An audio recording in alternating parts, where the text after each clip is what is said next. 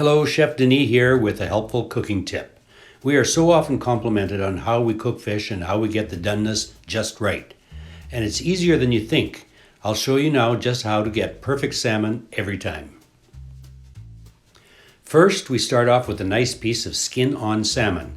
Nothing beats moist, buttery salmon with crispy skin. Most important is that you pat the fish dry on both sides using a paper towel. You also don't want to cook it from ice cold right out of the fridge.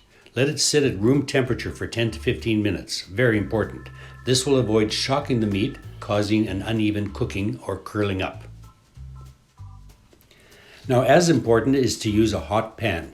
Use a well-seasoned cast iron, or in this case, a non-stick pan. You want it nice and hot, but make sure you do it over medium heat. Season the fish well with salt and pepper on both sides. Put a bit of oil in the pan. It should shimmer, but not smoke. Use a basic olive oil or vegetable oil, as an expensive finishing oil would be a bit of a waste. Carefully place the salmon skin side down. A very handy utensil that every kitchen needs is hard to say, but very handy. It's called a slotted fish spatula. Say that 3 times.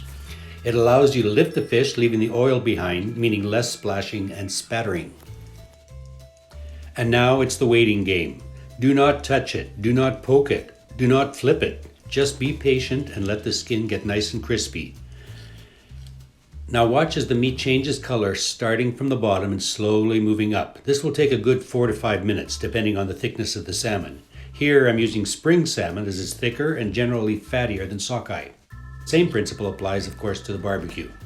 Watch for the meat to turn lighter pink until 3/4 of the way up. Now once it's cooked 3/4 of the way up, gently flip it over and 90% of the work is done. Sear the top side for barely a minute and remove it from the pan. It should still appear slightly underdone, but don't worry, the fish keeps cooking in its own heat. Now if you like your salmon more medium rare, only cook it until the meat changes color halfway up.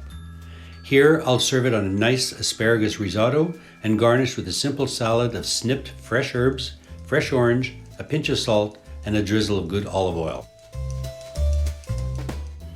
I hope this simple technique helps you nail it every time. Bon appetit.